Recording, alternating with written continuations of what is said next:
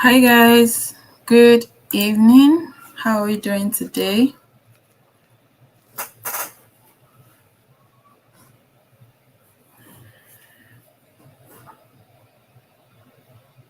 How are you doing today? It's been an amazing 3 days. This is day three. We've learned a lot. I hope you guys have been learning a lot because even me that I'm teaching, I've been learning a lot. So I'm happy to be here and I hope you enjoy this class as much as I do. We have a lot to cover today. So let's get started. So maybe before I start, do any of us just want to say what they've learned so far, what they hope to learn, how it has been for them before we get started?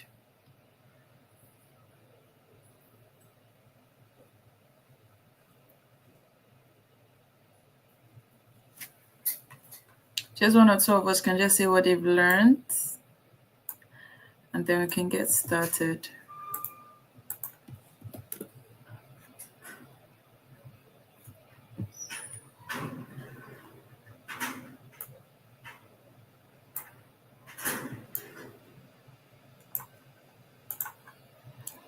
Okay, Joseph said he learned about difference between typography, typeface, and font. Beautiful. Who else? Aya, thank you.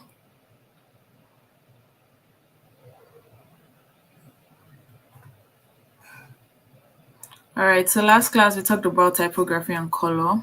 So this class we're going to be talking about UI basics. So we're actually taking a deeper dive into UI out of UI UX, and there's so much to learn. So let's get started and thank you all. So today we're going to be treating UI design basics, and again, let's just recap what is UI design. So UI design, which is user interface, as we all know, focuses on the look and feel of a digital product interface. I'm sure by now we know what a digital product is, and we also know what it means to focus on the look and feel of a digital product. And as we've been saying and saying and saying, the point of UI design is such that our product is not just visually appealing but also easy to use. It is visually appealing and easy to use. All right. And then simply put, I'm seeing comments about what they've learned. Thank you all guys. They keep it coming in. And thank you all for everyone that reached out to me. Like, I'm happy to see your messages. And if I haven't replied, just send a message again. So continuing in this class, simply put, UI design makes digital products intuitive, efficient, and enjoyable for users. In layman terms, why we go the extra mile to design an interface for whatever functionality is so that one, people are happy to use your product draws people to it. While they're using your product, they're enjoying it, and through your product, they can get things done. So that's basically why we have UI designs. So now what again is the difference between UI and UX? So UI refers to the visual elements and layouts that users interact with, focusing on aesthetics, the visual look, the colors, the typography, the buttons, everything a user interacts with when using a product here. While UX is the overall experience and usability of a product. So what we want to achieve, like the flow. So in the picture now, we can see person will log in, they can go to the first screen to maybe search for someone or do, I don't know, the app, maybe it's like a music app or something. So depending on what you want to do, maybe YouTube now, you go on YouTube, you can search for a song you want to listen to, or you can scroll existing suggestions and maybe watch a channel you're already subscribed to, or you can say, oh, I even want to upload my own video. You can click on upload. So all those flows are the UX. But the fact that I can click on something to upload, or I can click on something to view, or I can click on something to search, that part is the UI part. So yeah. So the difference basically is UX is more focused on the experience and usability of a product, ensuring it meets the user's needs and it provides a smooth, efficient journey from start to finish. While UI is the visual element, what you see, what you interact with, focusing on the aesthetics, the colors, the typography, and buttons, which we've come to know that it's not just what you're looking at, they're actually functional in some cases, where a color could make you click or tell you where to click. A let's say text or typography can help you guide in the reading that, oh, this is the title, this is the subtitle. And buttons can also guide you that, okay, this is what you should click, or this is clickable, things like that. All right. Okay, Eugene said, can we say UI is the icing on the cake while UX is the taste of the cake? Yeah, that's actually a very good example. Yes, literally. What will draw you to that cake is the icing, probably. And you can't taste the cake and then the ingredients as well. So tasting the cake or looking at the cake, basically, let me not get confused. But yeah, that's a good example, but it's more detailed than that. So maybe I can break it further that, okay, the taste of the cake is probably the engineering. So that's where they actually develop the product. The UI is what you see, what you cut into, like the fact you're looking at a cake and you can carry a knife and cut into, that's the UI. And then the entire, okay, these are the ingredients, mix 2 eggs, 3 cups of flour, whatever, that's the UX. So we know, okay, these are the steps to get the cake, and these are the steps to put the cake on the plate, and what draws me to the cake, or what am I cutting into to eat, is the UI. So yeah, let's go on. So now let's look at this case study of Google search. Literally Google search. Google has so many products, so the literal www.google.com that a lot of us don't click on. So this is Google search, and if we look at this, we can see how UI, what's the word now, is used basically. So what's the goal of Google search? To search for anything. Ask me anything. What is the name of the first president of Nigeria? What is the name of the capital of Lagos or of Abuja or whatever? So when you come here, you can see how a button is used. You can see how text is used. You can see how icons are used. I mean, it looks so simple, but a lot is going on here actually. Right here, I can upload an image to search. I can put in a voice note to search. I can say, okay, I'm feeling lucky. What would Google just tell me something I can search about? I can even go all the way to settings and start another flow. I can sign in. I can look at, okay, what about even Google? What's in Google Store? So all these things, you might not even notice that first, but these are like different functions that you can do on this page. So this is how different elements come into play when it comes to UI design. And it's simple, it's straight to the point, and it still kind of looks good. Like, it's not conflicting. It's okay, you're here to search. Yes, you can search. Yes, you can do other things and just get the job done at the end of the day. So what can we note? It's simple, it's clean, it's kind of minimalist because we don't have a lot of designs in it. And we can see, okay, there's a search bar front and center. What do you want to do? Search, which is kind of the core focus. And that's why it's like the biggest thing there, apart from the logo. And then the logo is like, where are you? You're on Google. Then you can also see other things there to support other actions, and it's seamless. Users can find what they need quickly. They don't have to start, where is the search bar? Where do I go? Do I look up? Do I look down? There are different types of search that they'll put at the top right, but if it's at the top right, it's like, why are you stressing me when the only function you're doing is to search? Like, the major function you're doing is to search. Can just be in the center, which they took note of. And yeah, people can use it to find relevant results, like, and then there's now additional features behind the scenes which is supported from the front end and also noted by the UI UX designer, like autocomplete. As you're typing, they're already giving you suggestions. And then there are also extra things like, okay, you can search with image, you can search with voice, and it's not like a search bar for image, a search bar for voice. They were able to converge that, okay, everything you want to do, like, there are different flows: voice, picture, normal search, I'm feeling lucky, whatever. Even clicking on Google, sometimes when they are celebrating things, if you click on the logo, it takes you to another page. So instead of having so many things, it's just you sitting down and like, okay, all these things you have given me, all these requirements, how can I best represent it that I'm not taking so much space, it's easy for the user to figure out, and you can just go straight to the point. And they thought, oh, the search bar can be modified. Why don't we put what they are searching inside the search bar? I mean, and that's why we have the microphone and the camera or picture icon in the search bar instead of like a whole different section, or they have to scroll before they can. It's just waste time. So these are the little things that we usually don't note, but they are very helpful and speed up the whole design process for us, as well as speed up the process of searching or doing whatever you want to do with the product. That's where UI design comes in. It's not just decoration. Everything is intentional or should be intentional. And even if it's decoration, let the decoration be intentional, so the functionality of the site. And even you don't want to just have everything scattered. You're intentional about alignment, you're intentional about position, you're intentional about colors and text. And as you can see, even the icons are taking note of the branding. And the icon that is not like a major function, you can see how it's grayed out on the top right and different other things. And there's still consistency in branding, which are the colors, not overshadowing, overbearing. It's just right. Okay. So that brings us to the principle of UI design. I hope I haven't lost any of us. Are we all together? Are we still together?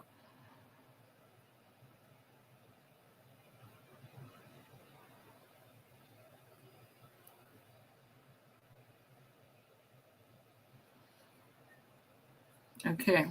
And then there's still some sites that might not be completely simple looking, but it requires skill to have it not simple looking, but at the same time not overbearing, and it's easy to still get what you want to get done. Just, I don't know if you guys have seen Discord. As the last time I checked, it was so colorful and there were like cartoons everywhere, and that was the login screen. So it depends on what you want to build, your target audience, and definitely skill. So starting out, I advise you just go simple. You can never go wrong taking the simple approach. And simple approach can be complicated because you have to think, how best can I represent this, or how best can I merge all this information into one space? So yeah. So what are the principles of UI design? We have consistency. I'll be breaking down each one, so fear not if it sounds big. But we have consistency, we have clarity, we have simplicity, we have feedback, we have accessibility, and visual hierarchy.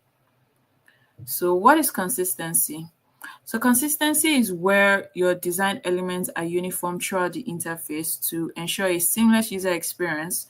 And this consists of color schemes, fonts, button styles, and icons. Okay.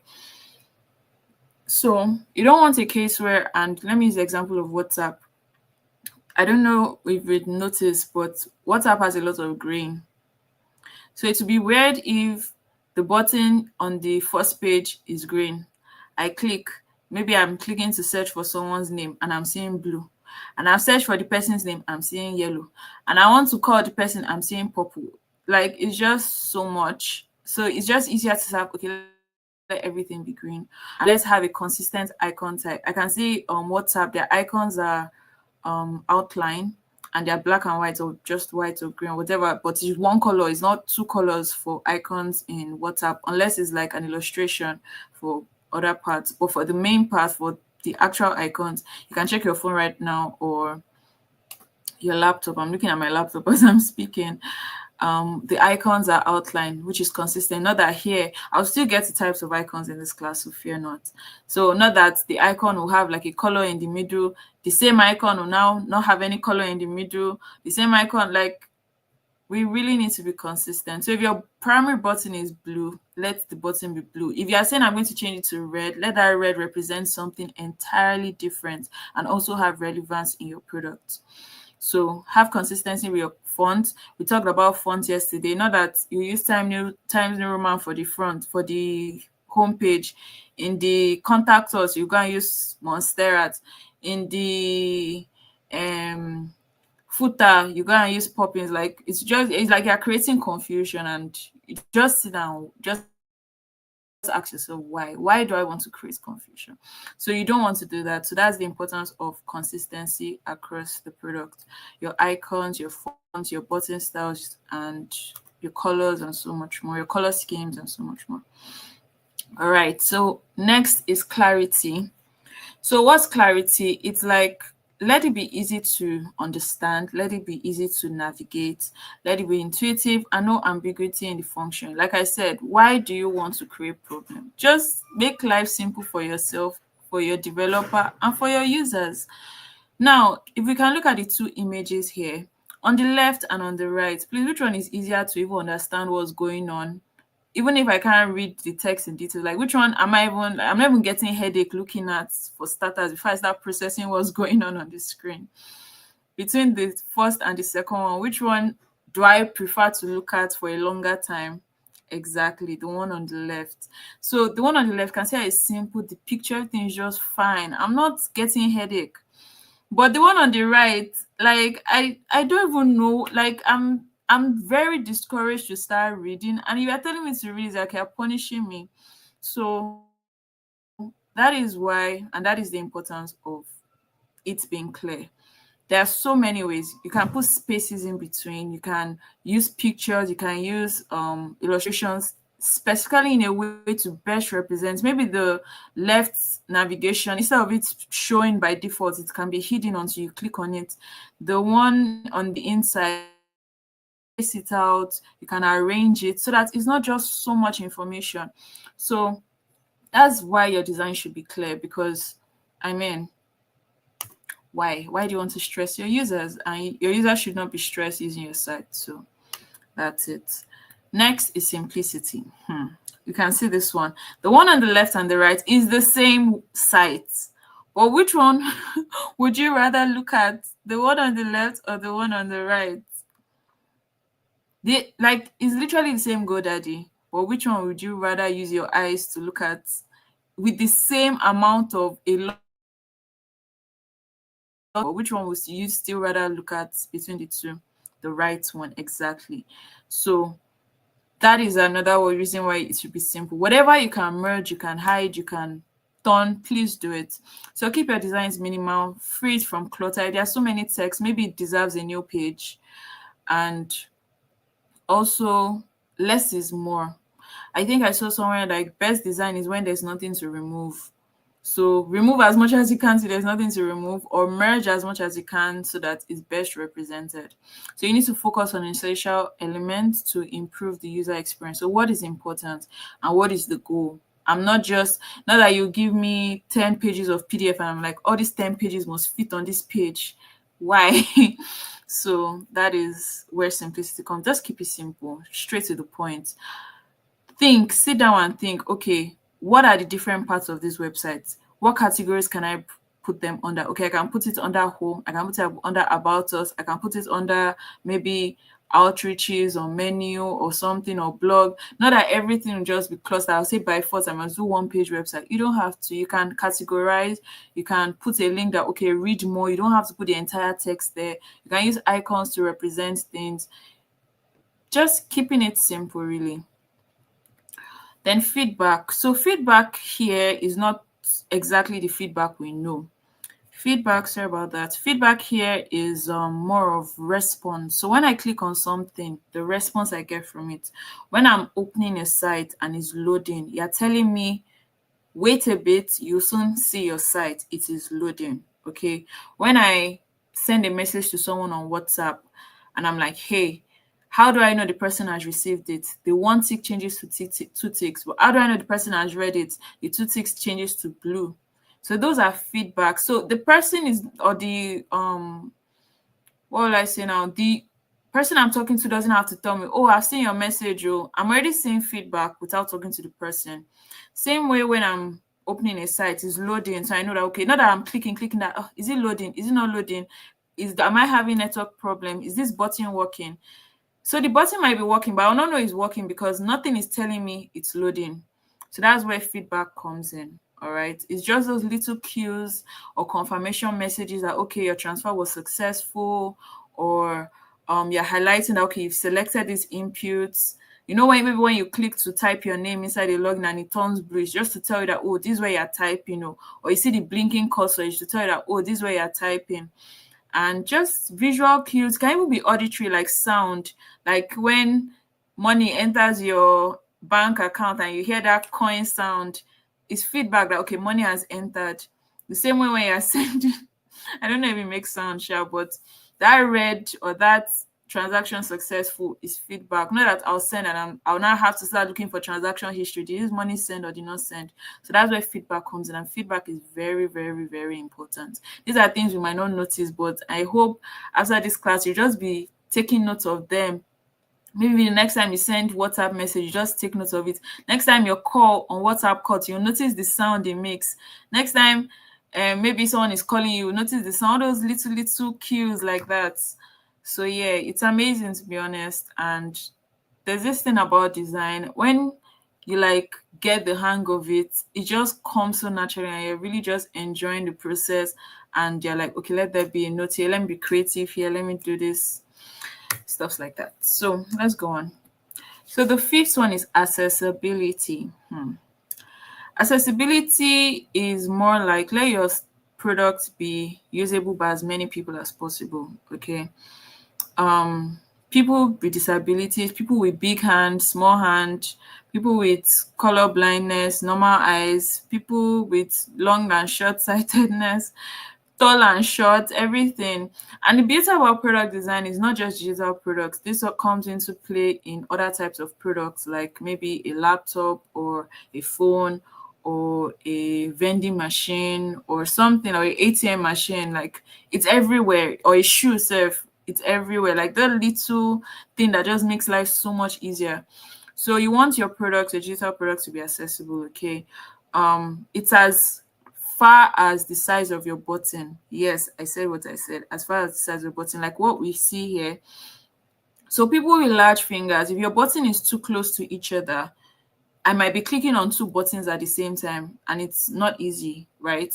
At the same time, the button is too small. If I click on the button, I might click on something else, or I might not even, I don't know, or it's too large. Like, you want it to be out there.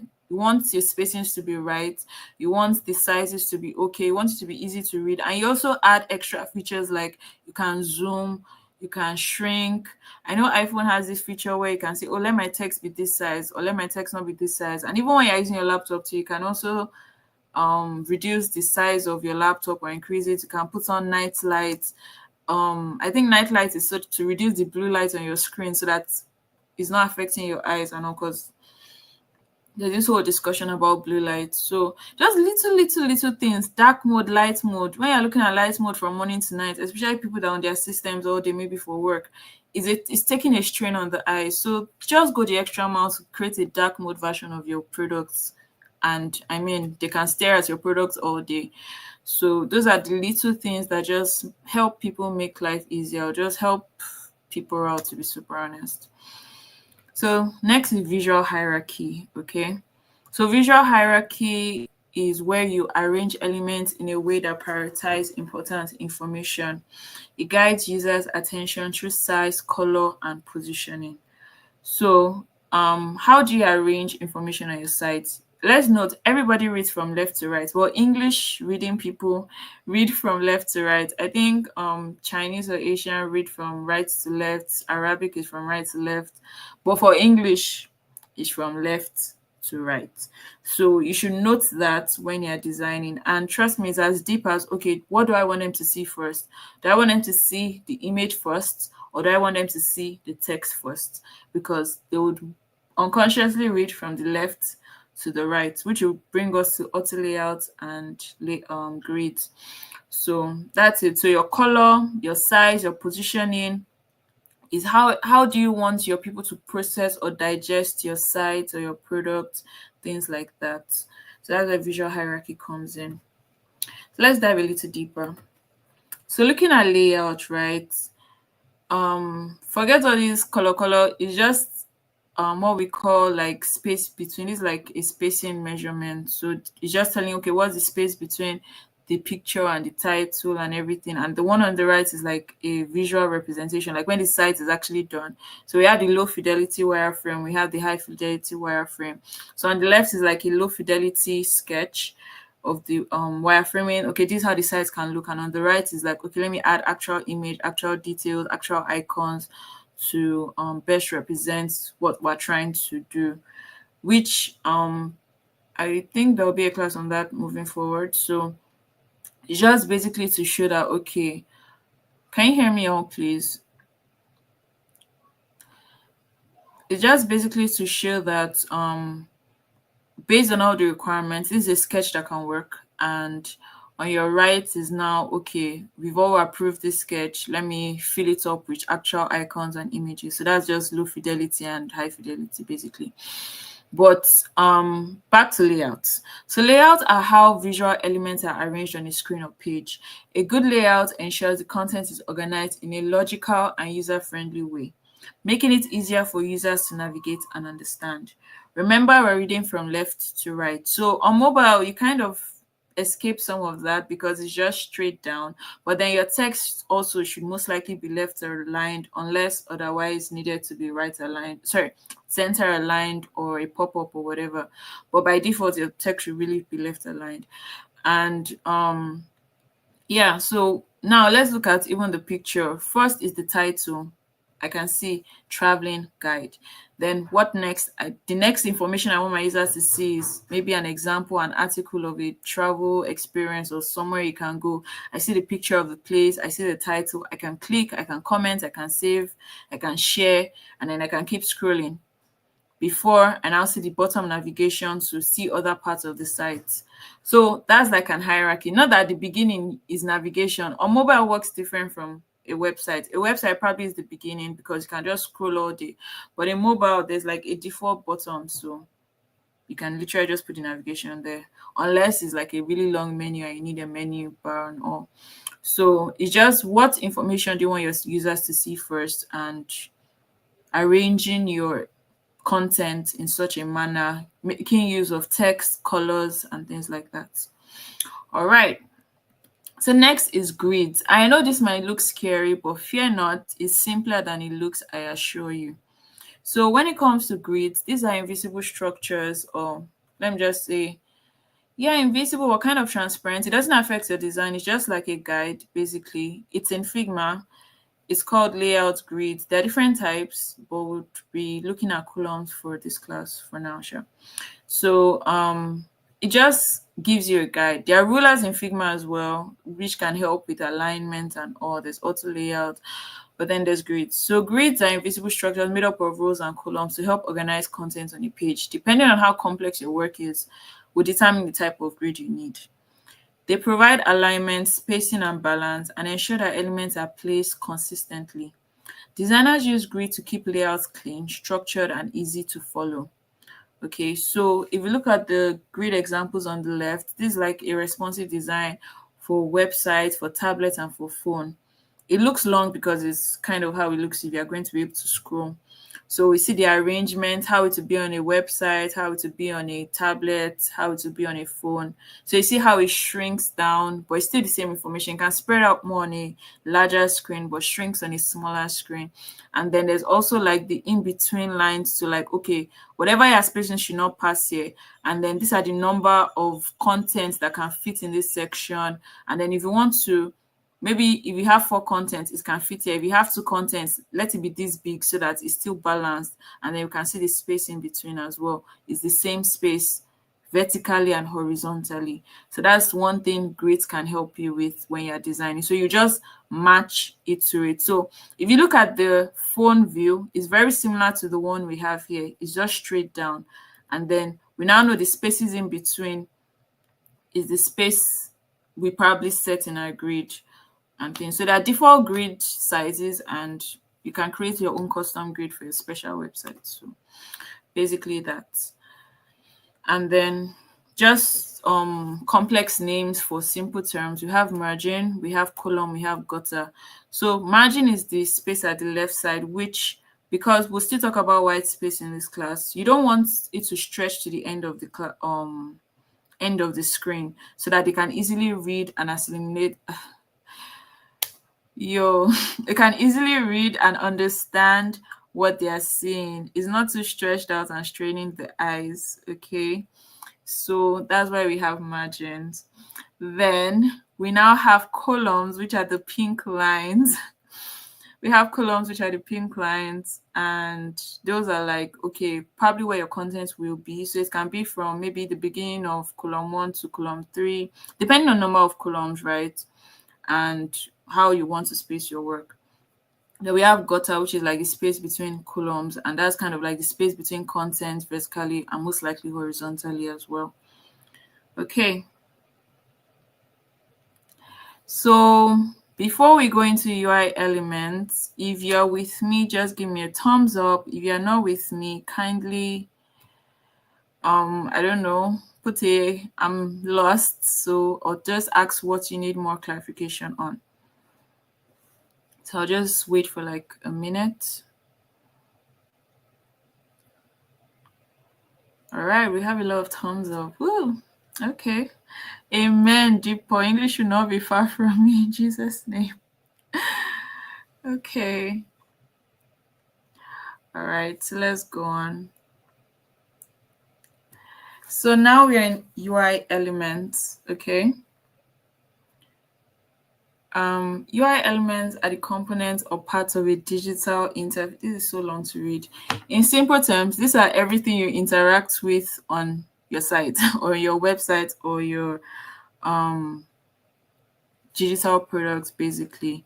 Okay, so these are your buttons, these are your inputs where you type inside.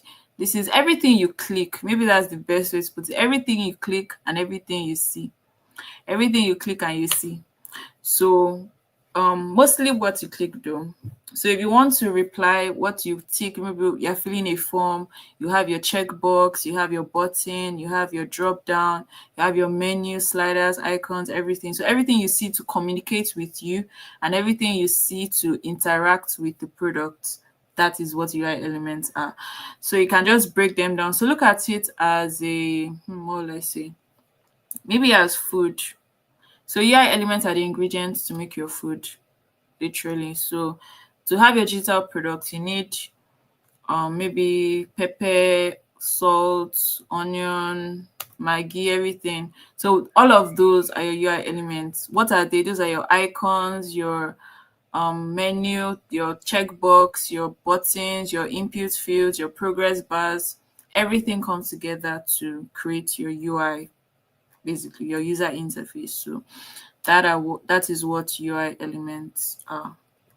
So what are common UI elements? There are lots. They are a lot. So I'll just talk about the common ones and we'll move on from there. So what are the common UI elements? So we have icons. So icons are small graphical representations of actions or content. Remember, an icon can be used to communicate with you.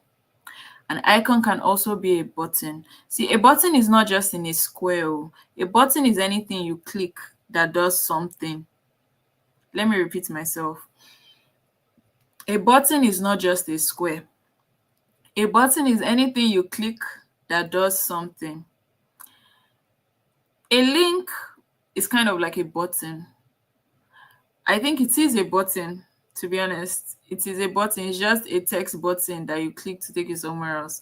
So a button is anything you click to do something. So if you are clicking clock, or if you are clicking, like now let's look at our phones. We have so many apps and we have the logos of these apps or these companies on your phone. Those logos are clickable. All of them are buttons. What does the button do? When I click on it, it opens the app. Same way on your phone, you see aeroplane. When I click on the aeroplane, airplane mode. When I click on Wi-Fi, this thing opens Wi-Fi settings. When I click on what do you call this stuff now? Gear, like this gear stuff, open settings. So they are all buttons, and icons can be buttons. Now, icons are not always buttons. Icons can also be able to tell you more information about something. So now probably I've opened settings now and I'm seeing, okay, personal hotspots, gallery, maybe just different settings, maybe display or brightness, or okay, let me use something all of us know. Increasing or reducing brightness, it usually shows something like a sun that you can increase and reduce, or even light mode and dark mode. Okay, the icon there, when you click on it, nothing happens. The only function it's doing is telling you more about whatever you're looking at.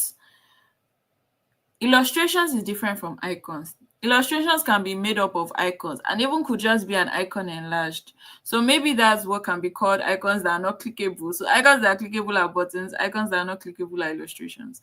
But yeah, so they just serve different functions throughout your application. So it could be something you click on, or something that will just tell you more information about whatever you're looking at.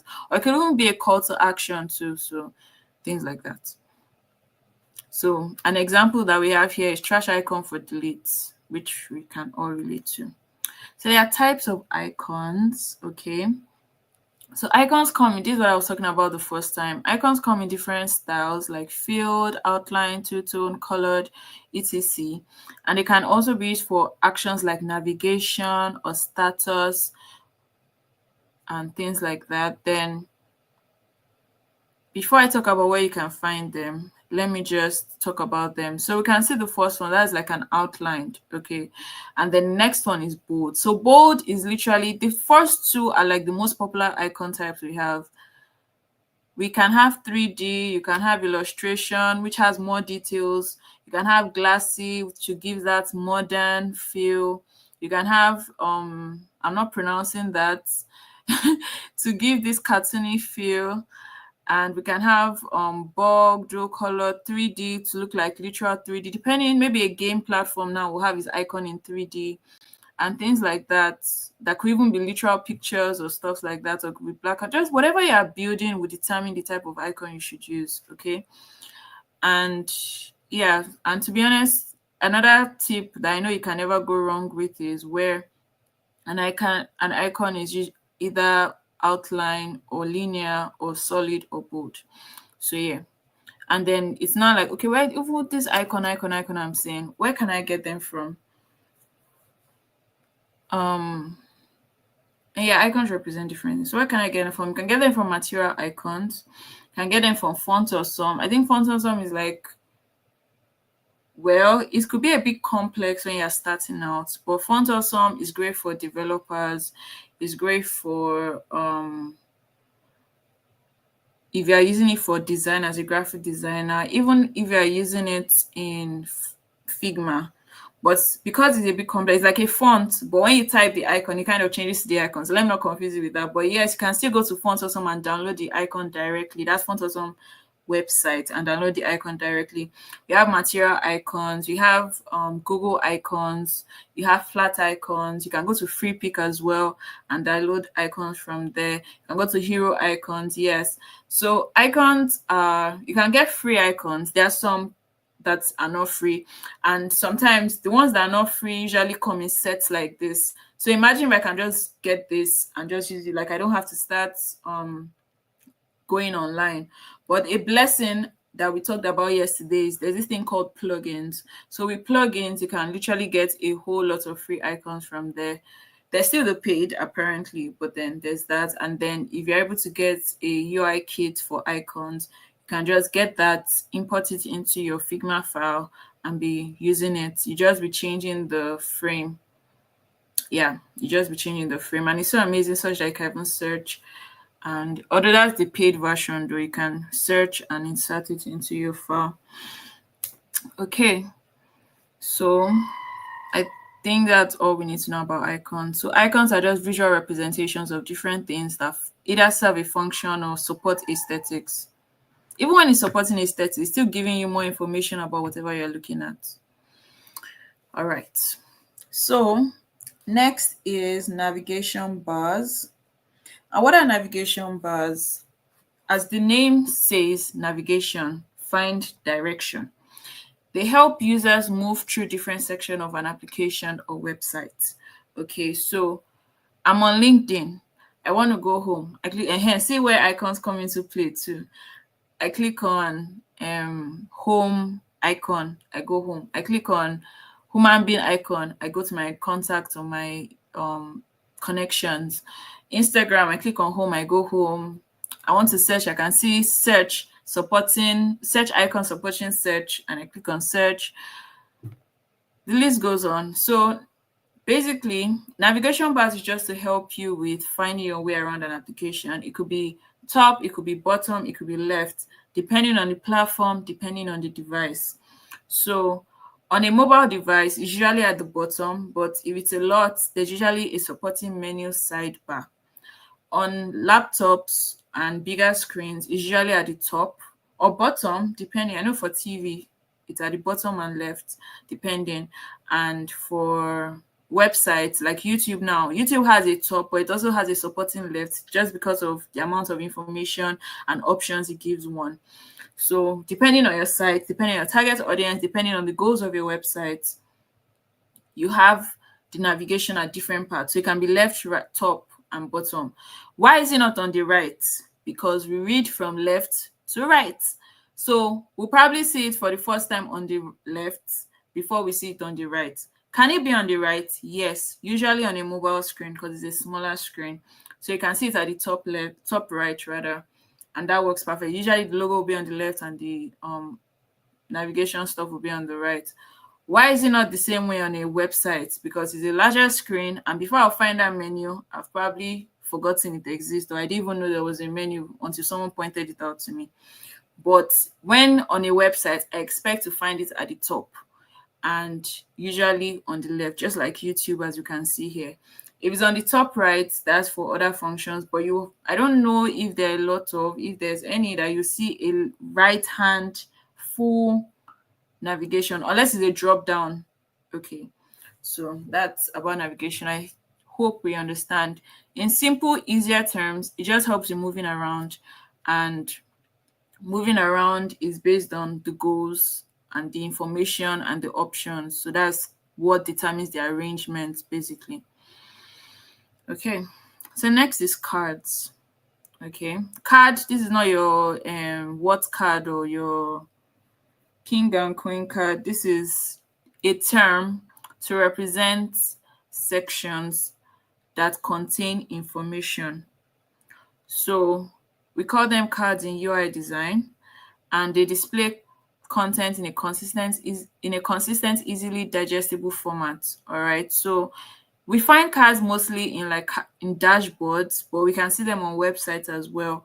But most of the time you see them in dashboards. So for example, like even the ones we have here, you get to see analytics, you get to see a breakdown, maybe your chat history or training or courses or the graph, or like again now, like the picture here in a website, a card could be subscribe now, and you see that card on all the screens to call, like a call to action to say subscribe.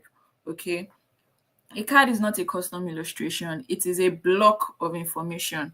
So a block could represent your activity, even on your watch too, or on your phone. We have different cards. I know in the health app, you're in the health app, you can see maybe how many steps did you take today.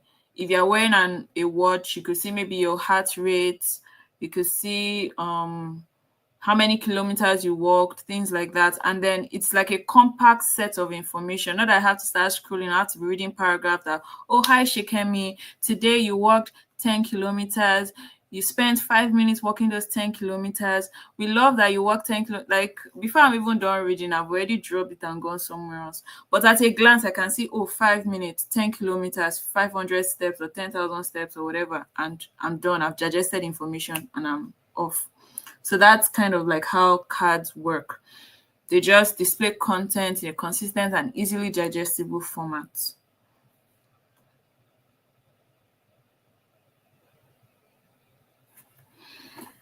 Jewel, navigation bars are not usually from right to left because you read from left to right. Can you have a different let's say something to stand out? Yes, if according to your product it actually serves a purpose or there's some type of call to action to that point.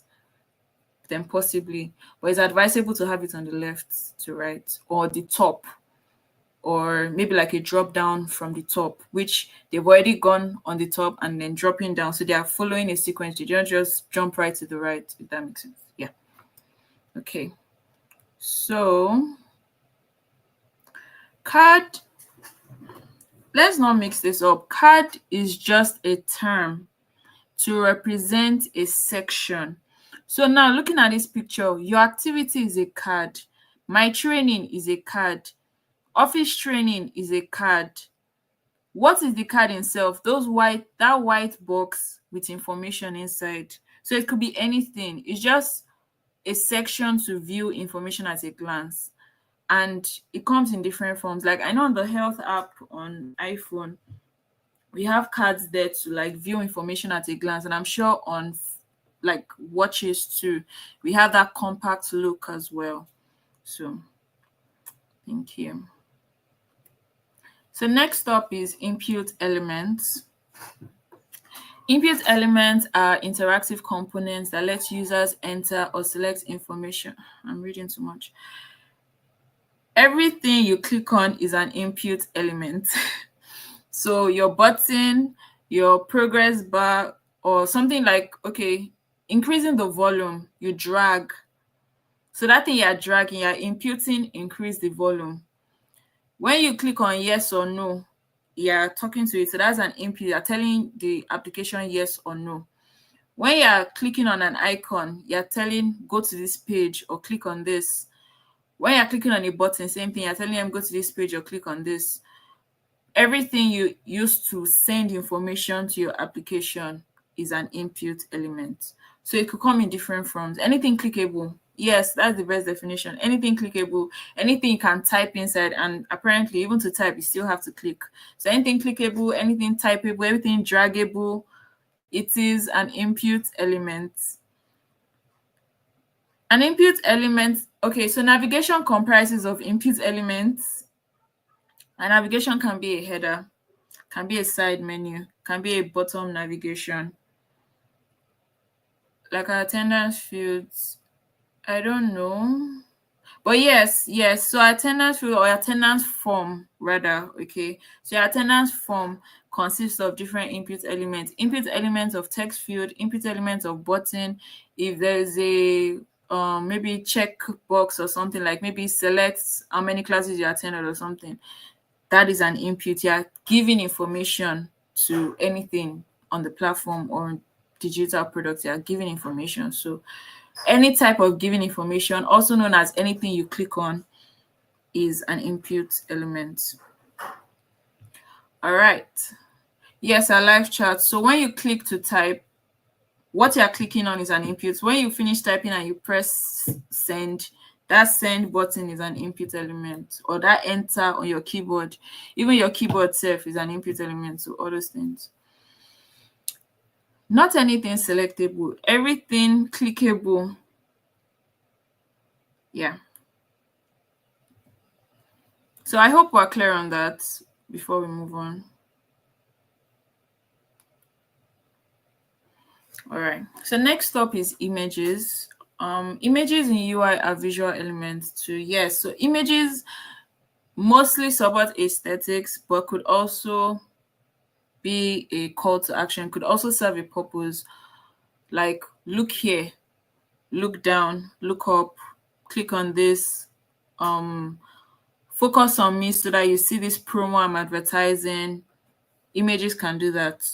So it depends on your message, your point, your target audience, and your type of site. Something more professional, you might not use a lot of images, but something more casual like this site, it's awesome to have images. So your images can make your site look more pretty, could make you look somewhere to do an action, could literally point you to make an action, to take a decision, things like that. So yeah, there are visual elements used to support content. So whatever you write, maybe you don't know how it looks like, an image will tell you how it looks like. And yeah, to enhance aesthetics and improve user engagement. And also, like, we want our sites to look good. So when you come on it, you'll be happy to be on it. Yes, so that's what images do. So we have come to visual design. This is a whole large everything. So I hope to have like a small tutorial after this class. Yeah, on Figma. So let's see. Are we all together? We'll soon go on our break. We have about 10 minutes. Are we still good? Do you have any questions? I'm seeing a lot of you are loving this class. I mean, that's good news. Um, yeah, so do you have any questions? Are we good? Should we continue?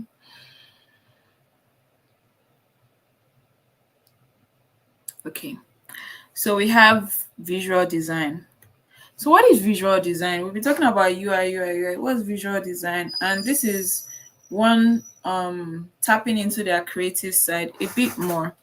So we've looked at the principles of UI design and why a lot of things are used. So visual design now, I think the principles apart from aesthetics, but I've also seen how they can be functional. But visual design is more on okay, let it look good. Still functional, but mostly let it look good. So yes, you are enhancing the usability through aesthetics, making the interface not just functional but also visually appealing. You want it to look good, you want to be happy. You saw that site that we didn't even want to read what was there because it was so overwhelming. But here is not overwhelming. So um that's what it does. When you obey the laws of visual design, you create sites that are not overwhelming because there are rules, and there are rules like alignment, like positioning, and things like that. So yeah, I'm seeing a question. Is the live chat section also a card? Okay, so the card there is your name, your picture, and what the time and what you said. So that is a card, yes. So it's comprising of different cards. So you see how I squeeze the information into one section. So that is a card. Yeah. Yes, a drop down is an input because you're giving information, you're selecting something, you're telling them this is the option I want. So yes, it's an input. It's gonna be live. I think I'll just try and replicate an existing like a login screen I got from Figma community just to show us how Figma works in the basics. There will still be more classes, but it's just to have a basic feel because we've talked about Figma, we've not looked back since. So just to have an idea and also to help us with our assignments as well. Visual design is in UI design. It supports, I mean, visual design is just visually. UI design is everything, both visually and functionally. So you can't do UI design without visual design. Like I'm just separating visual design so we can focus more on how to make things look good and visually appealing in UI. Remember, it's not art, it's more of intentionality, whatever you do and whatever you use. Okay. So let's move on to visual design. So as earlier said, it's about enhancing usability through aesthetics, making the interface not just functional, but also visually appealing. So what are the principles of UI design? Remember we mentioned that people read from left to right. So when you arrange things, note that the first thing they'll see is what's on the left, then the right, then the left, then the right. Like the first image, F pattern. So 1, 2, 3, 4, 5. The Z pattern as well, 1, 2, 3, 4. It is not 2, 1, 4, 3. It is 1, 2, 3, 4. So that's how people read. So like that's how we read English things. So visual hierarchy in visual design, which is the first principle we'll be talking about, is the arrangement of elements to guide users' attention to the most important parts of the interface. So larger font sizes for headings could support the visual hierarchy. It's all like, okay, what do I want them to see first? So how am I displaying the information on this site? So the arrangement of elements to guide their attention. So even if you're representing something, you're noting what they will most likely see first. So you put that first and arrange accordingly. Next is emphasis. So when we're using colors, and I think we talked about this in our last class, using colors and typography. You can also use image or whatever really um is where you use contrast, color, placement to highlight critical elements. So this could be a call to action and the color is blue. This could be, I don't know, a picture. This could be a large illustration. Oh, what does this do? Where is, like, everything is there, but there's something that just stands out in a different color to just make you look there. So that could be buy, or that could be next, or that could be maybe thank you, or anything really. So what do you want them to see is what you emphasize more. So this could be you increasing the font size, this could be you using a different color, this could be you putting a shape around it so that it stands out more. Then balance. So distributing visual weight evenly across the interface, symmetrical and asymmetrical layouts. So there's this thing, how do I describe this now? There's this thing that goes round. It's like an unofficial saying, like there's this thing called the designer's eyes. So what a designer will see, a normal person might not see.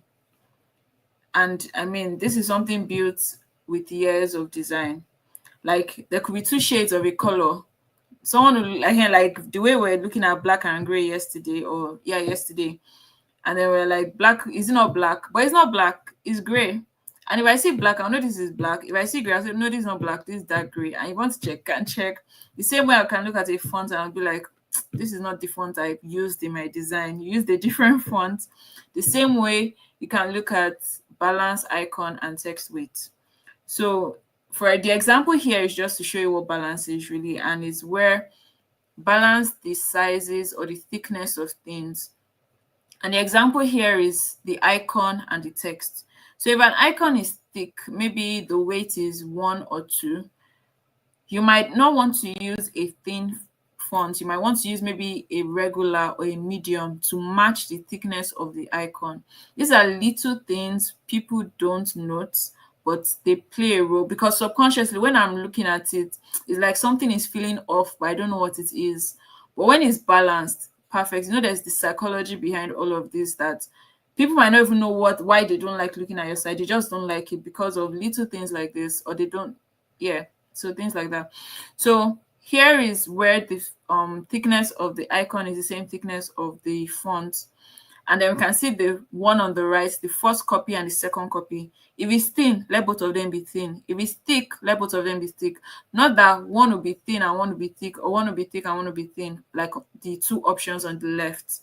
So we want to be able to balance, and balance is beyond this. It spans beyond just a button. It could be, oh, there are 3 things listed on the left, let 3 things also be listed on the right. Or if it's 2 things, let them be the same height, and then maybe we stretch the image a bit and then the text so that they are on the same height. Not that it's as if it's just scattered.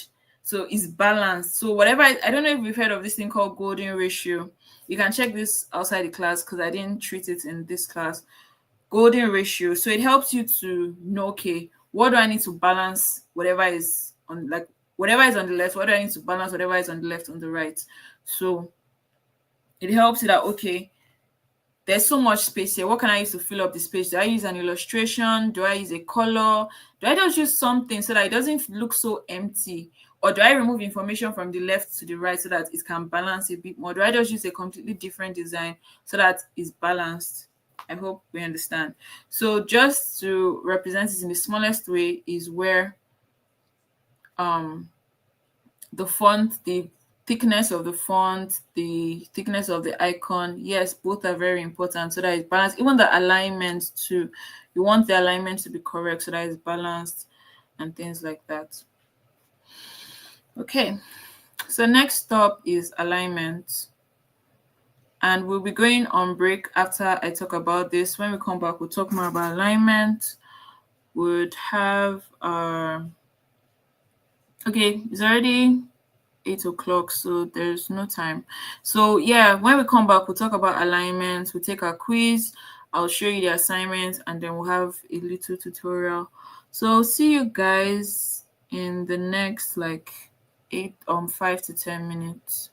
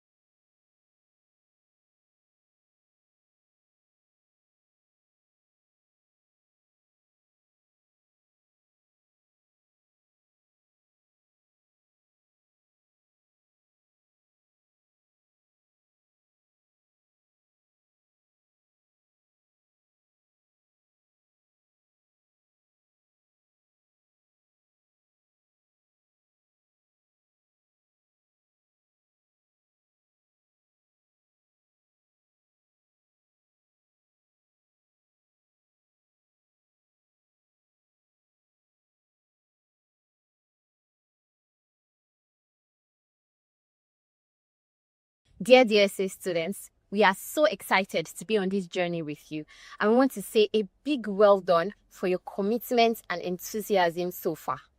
Whether you have just joined or you have been learning with us over the past few weeks, we see your progress and we are rooting for you all the way.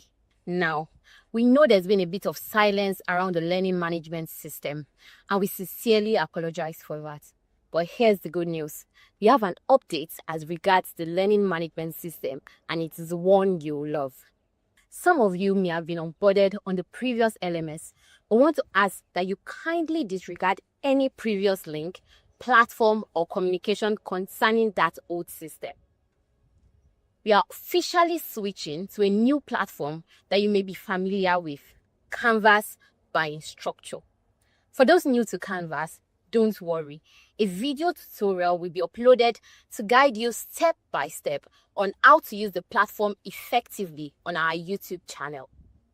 You will also receive an onboarding email directly from Canvas by Instructure to help you get started. Please follow the instructions in the email and input your details to begin your learning journey on the platform.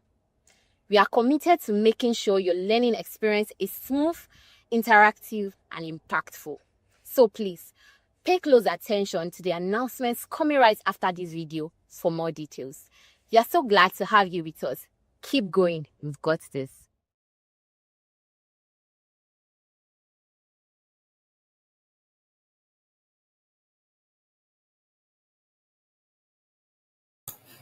All right, hi guys, welcome back. All right. Okay, so let's continue. Maybe before we start, do you have any questions? I hope your attendance process was very smooth. Okay. No, there wasn't an assignment given after the quiz yesterday.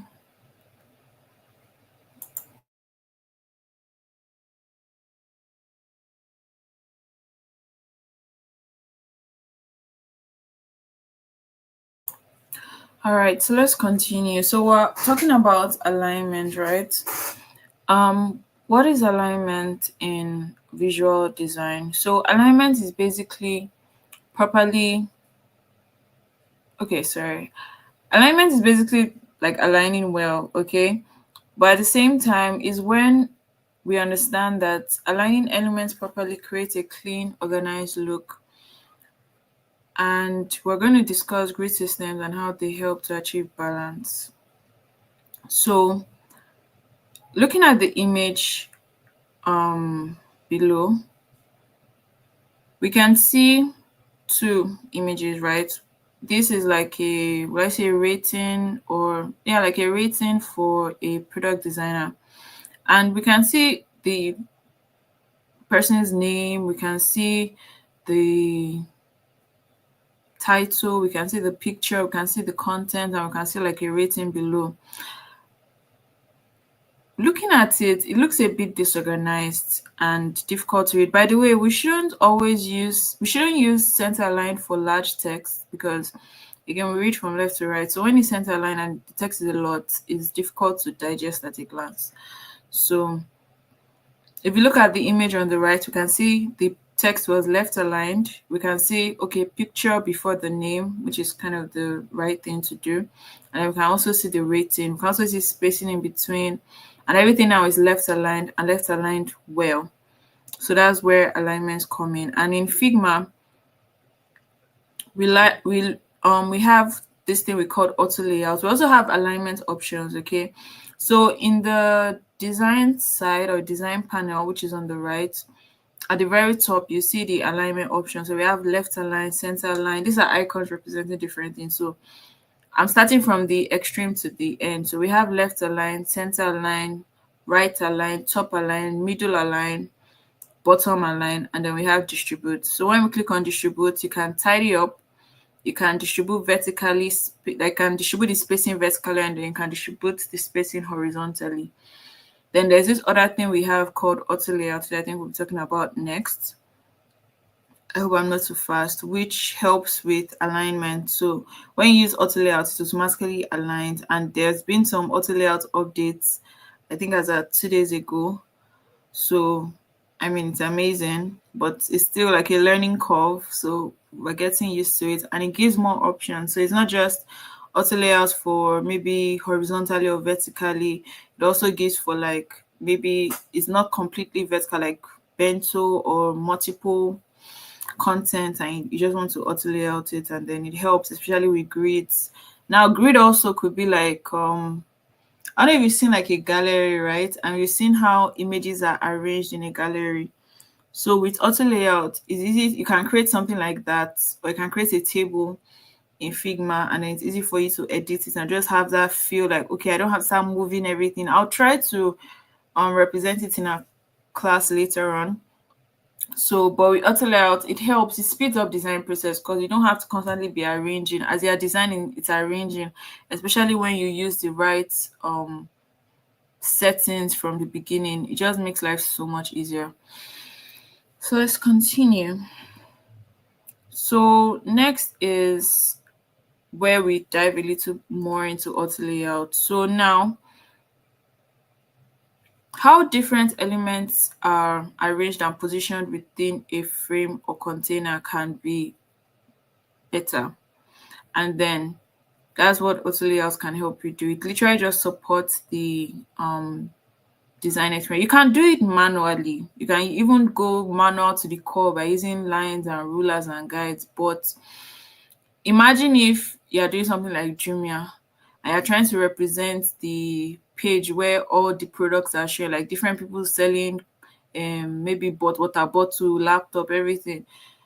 When maybe you're now like, oh, and then that's where you also use components as well. So maybe you've like changed the setting. Maybe you want to change, you put water bottle twice, and I like, oh, I only want one water bottle, one laptop, maybe one keychain, one headset, and you're like, you found out that you used two water bottle, so you now want to delete that one. So now when you delete one, you now have to start arranging it again one by one. I hope we can visualize what we're saying. You start arranging it again back to the center. When but with auto layout, it should just rearrange by itself, and then you can just continue designing. But without auto layout, you have to do it one by one. That this place I remove laptop, yeah, let me replace it. You now have to start moving all of them one by one. So it just stresses one out, and auto layout like speeds up the design process basically, and makes it enjoyable and helps you maintain consistent spacing and alignment. And then also you can use auto layouts with grids. So when you're creating the auto layout, you can also use grids so that it's to the right size and spacing and all. A grid is not a card. Grid in UI design, so there are two types of grid. There's grid arrangement, which we see in maybe a gallery. Like if you open your phone now, you see maybe 3 pictures stacked or 4 pictures stacked on top of each other and you keep scrolling. That is a grid. But in UI design, grids are used for alignment. Okay. So you use it to calculate, okay, how much space am I using? How big is my margin? How big is the space between elements on the screen? So that's what grid is. So it's not a card. A card is a block of information. All right. So, okay. So yeah, so that's basically what auto layout do. It helps you to yes, automatically group elements. And the thing is, when it groups elements, it puts it in a frame as well. So this is where we come to learn that frames are not just sizes of devices, they are also used for auto layouts or used for prototyping and things like that. Okay. Yes, Joseph, auto layouts can be used to group elements, but then it's not just grouping them, it's arranging it when you group them. If putting an auto layout to change the arrangement, then it's best to just group it normally. Because when you use an auto layout, it's either group it depending on what it is you're grouping anyway. If it's horizontally, then to group it horizontally and align it horizontally. If it's vertically, to group it vertically and align it vertically. Then if it's maybe like a grid format, it will group it that way, but then it's in a grid format, so like whatever you're removing or adding will be arranging in that form. The grid I'm talking about here is like image grid, like your gallery grid, not Figma grid. All right. Yeah, I'll show you guys an example later on. Okay, so let's move on to contrast. Contrast here is where you want to be able to read clearly. So when there's little contrast, it's difficult to read. Imagine using a dark color on a dark color. What's now the difference? How do we differentiate? When you put like a light color on a dark color, it's easier to read. Okay, so there's this whole thing about contrast ratio. I will not stress you on this class. You can go and research it. It is priority, but you can do without it. The point is you want a case where you can read clearly whatever you see. It's not that you say, oh, I'm Superman, I want to put dark green and dark pink and like maybe a dark green button. The text is now dark pink. Like someone is now squinting. Like I don't even have eye problem, but I'm still squinting to see what is there. But it's better if you now use a white text on the dark pink, it will definitely stand out and it's easier to read. So that's what contrast is. Okay. It's just you differentiating elements with color, size, typography to make information stand out. And another example could be using a bold font for headings or a different color on maybe on a background and things like that. So proximity, there's a whole laws of proximity. We're not going to treat in this class. You guys can go through it. Different laws, but the point of all the laws is just to explain that let there be breathing room and things that together are seen as one. So maybe I should just say the most important law. Whatever is put together is seen as part of each other, and whatever is separated is regarded as a different entity. So if you look at the picture here, the way everything is together, our mind might be like is one thing. Is when you now start looking through, you're like, these are different, and then you're trying to separate which one is which. But the way it's separated on the right, the image on the right, you can see how, oh, everything here represents a section, everything here represents a section, everything here represents a section. So, and then also we know that this button is for the text above, it's not for the text below. This text is for the image above, it's not for the image below. So things together are regarded as part of it, like everything so far is together means they're part of each other. If they're separated means they represent two different things. And it's the same thing when you're grouping your navigation, when you're grouping maybe actions together and things like that. So you have to group related elements together to indicate they belong in the same category. So form labels are placed close to the input field. So imagine like your form now, your Google form, you see name and you see the text field close to the name because the text field is important or related to the name. So that's why it's close to each other. And that's kind of how proximity is. But if it's far away, you might think the name is like a title or it's representing something else and it's not telling me to literally type my name. So yeah.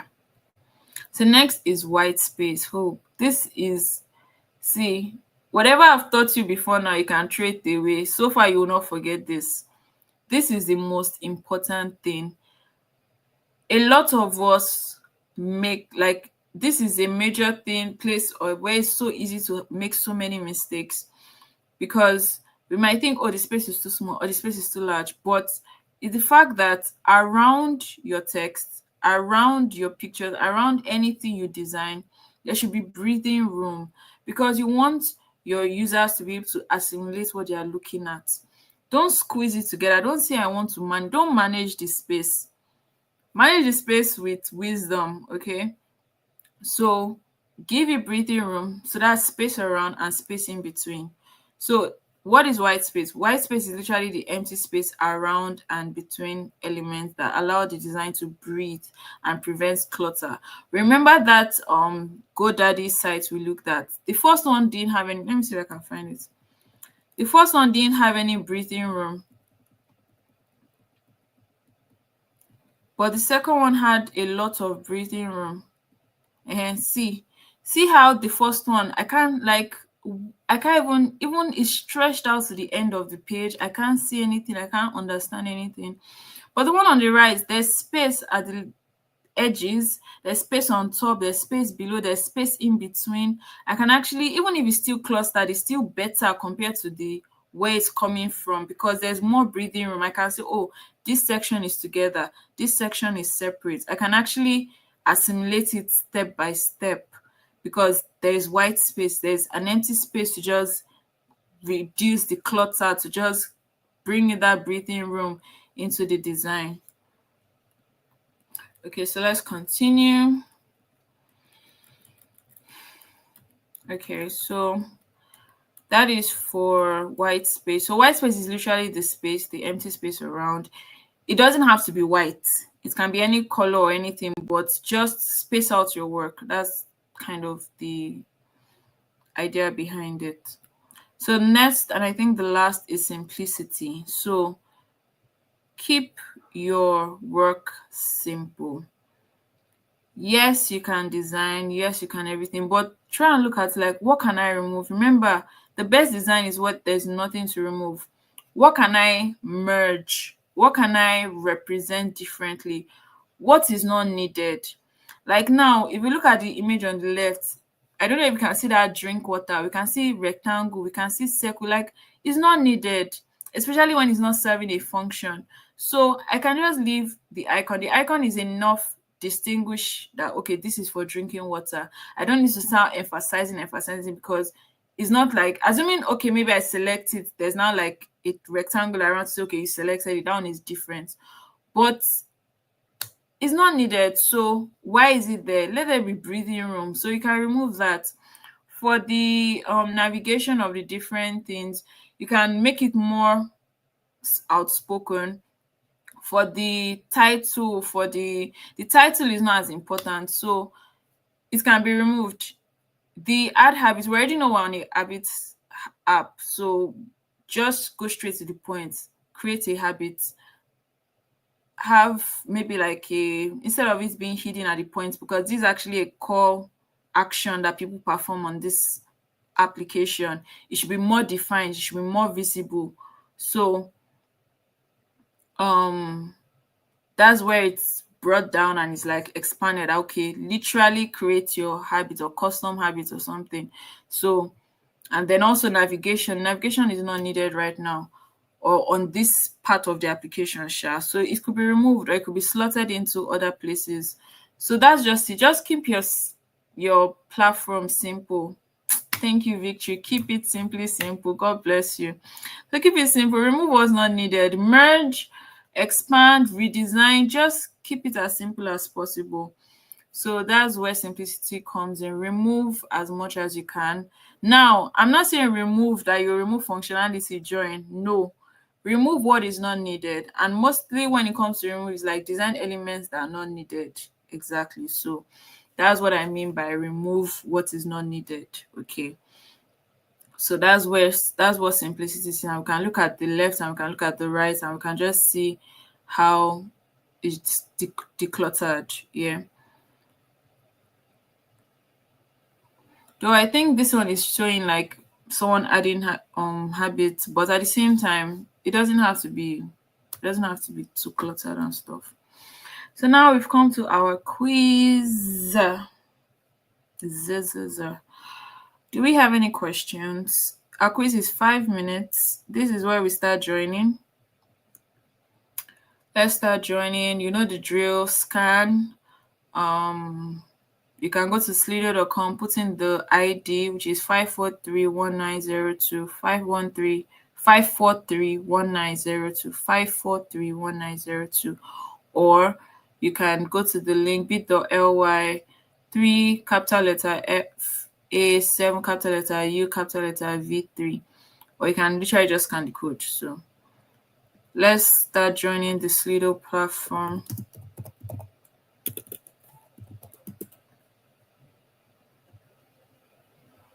Let's start joining the Slido platform.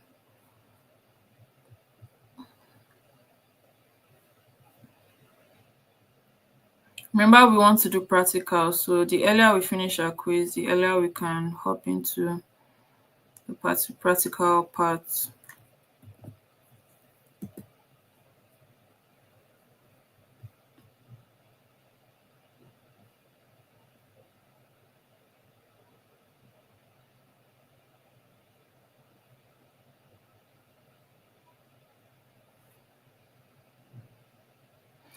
Okay, so I'm seeing a question. If I want to use 5 button and save as component, am I going to group or use auto layout? If I want to use 5 different, so I'm assuming 5 different button styles, which, okay, depending on the type of button, and save as component, what am I going to group or use auto layout? If you are saving as component, you literally click on create component and it will create a component frame around it. If the 5 buttons appear at the same time, then you can use auto layout to align it maybe horizontally, like let's say navigation now. But if it's not going to show at the same time and it's different, you can literally just highlight everything and create a component, or highlight each one and create a component. You don't even need to group it. Or you can create a component set which will now have variations of the same button. So component is different from auto layout, is different from group. Group is you're just putting it together. Auto layout is not just putting it together, it's aligning it and putting it together. And then component is creating source like a source design or a design source, and then you can apply it in different parts of your design.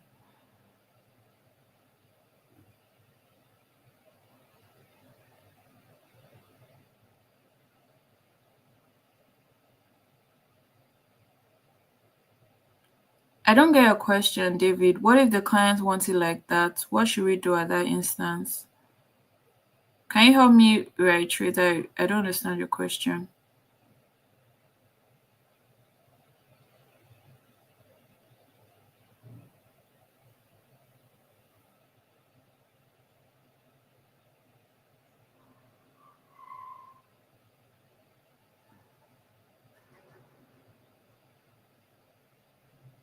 Okay, if I've missed your question, you can just re-say it or be retype it. So I'm seeing one from Joshua. Does auto layout automatically group elements or just arrangements only? It groups them and arrange them in a group. It doesn't just group them, it arrange them. It's like an alignment too. Yeah.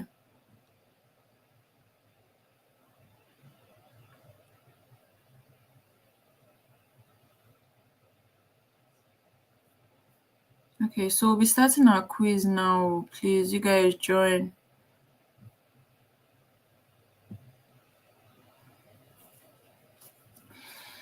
You can start joining.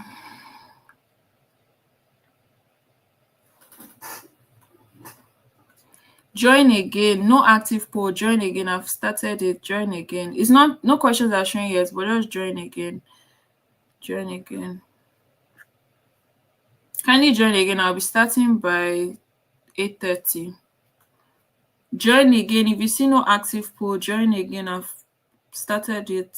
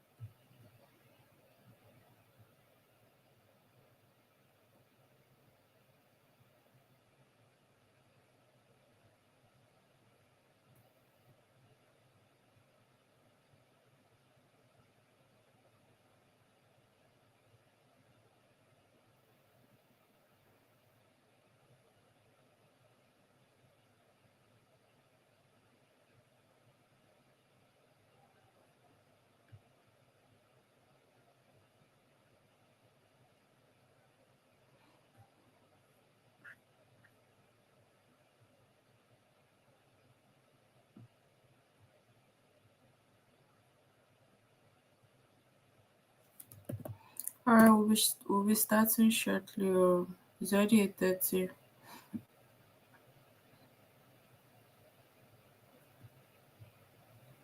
Are we all good?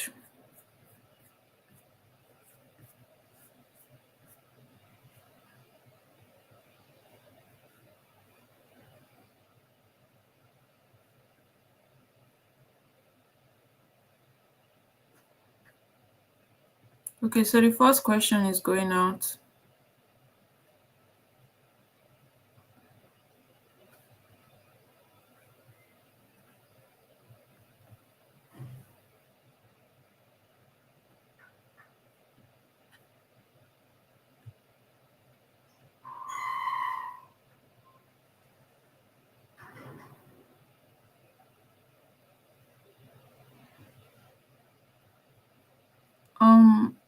Ola, but I'll answer your question after the quiz.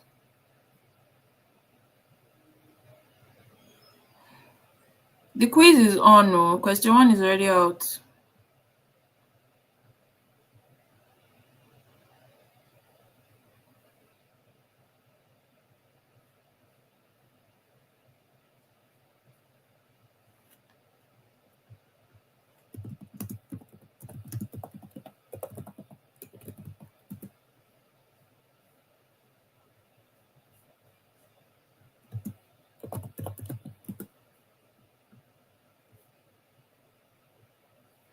Okay, so the question is, what's the main goal of UI design? Is to make the interface look good and easy to use. So the second question is up now.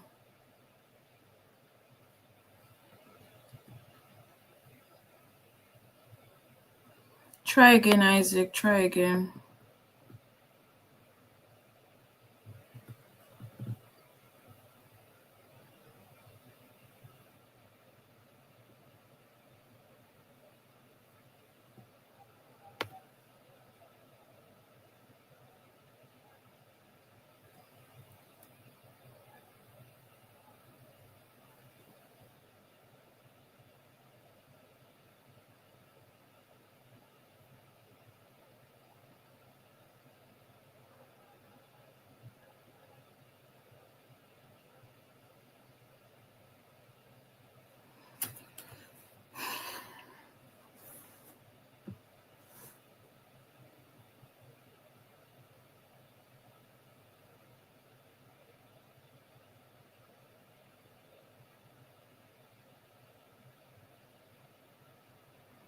All right, so the question is, which of these is a principle of UI design? That's consistency. Automation is not a principle. Decoration is definitely not a principle.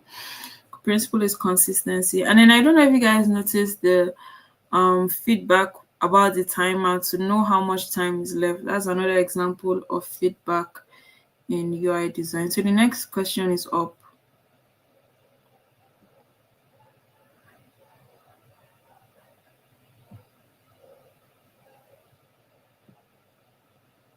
Oh, this was a shorter time. Sorry.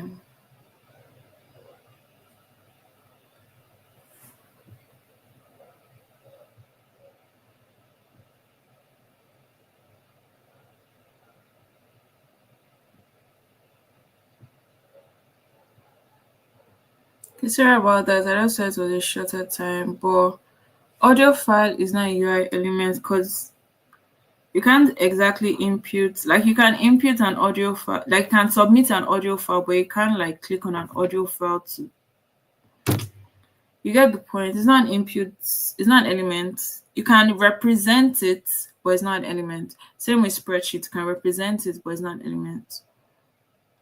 So let's go on to the next question.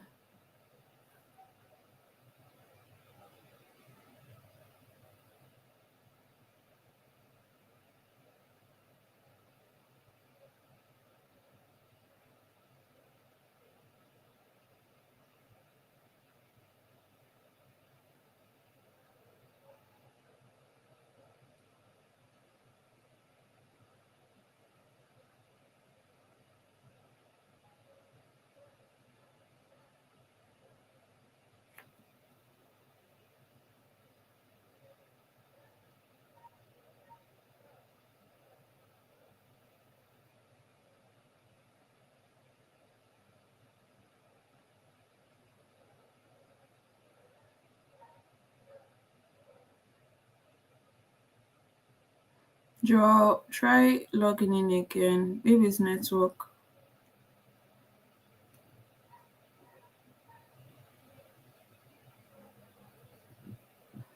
Alright, so the answer is keeping elements evenly spaced and properly positioned.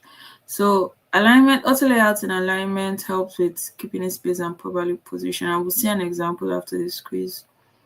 Alright, so the last and final vote, question.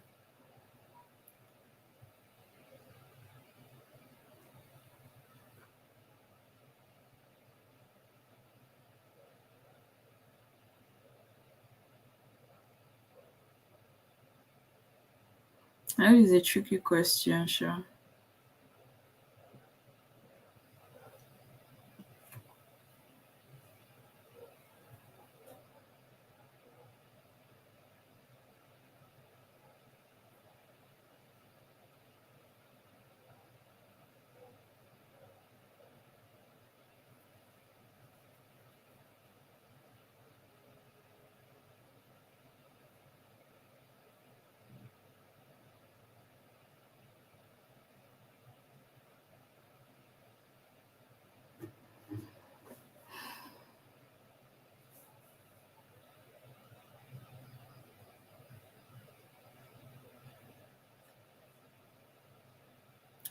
So I know this was a tricky question because it's like what can guide users to important parts of the screen.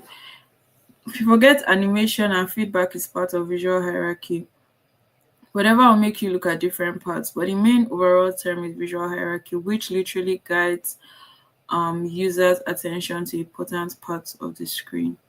So this is the leaderboard. Ibuko, maybe we'll give you a prize like this. So these are our top 5. Thank you everyone that still got 5/5. I mean, post your 5/5 in the comment section. But shout out to Ibukolo, Afadipe, Ibrahim, Faiza, Oladapo, Joseph, Jeffrey, and Olafare Peter Shegun. So thank you all so much. Congratulations. We have a top 5.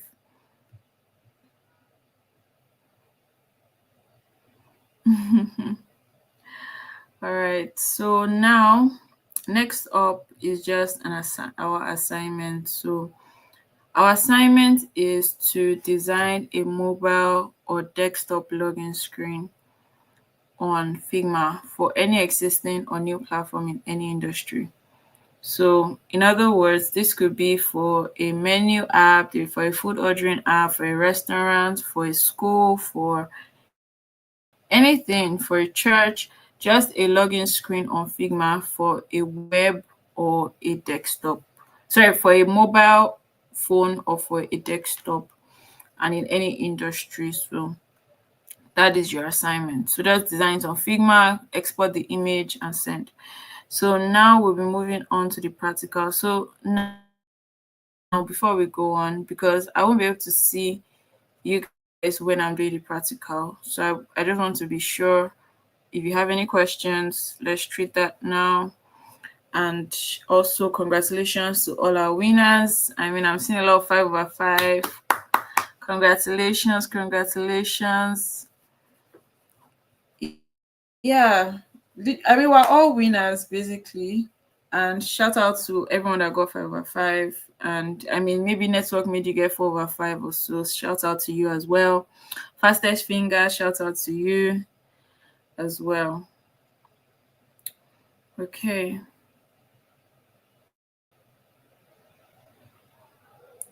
Okay, so let's move on to the next one.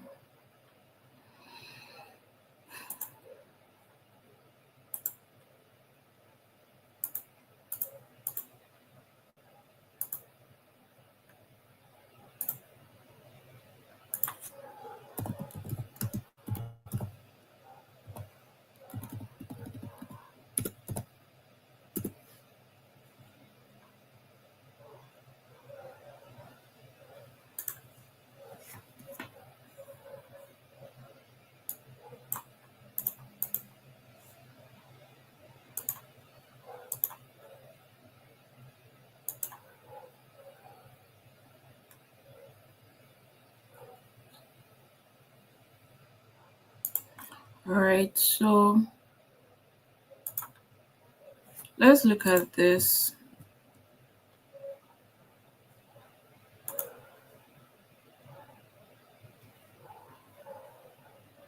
Can we all see my screen? Can we all see my screen?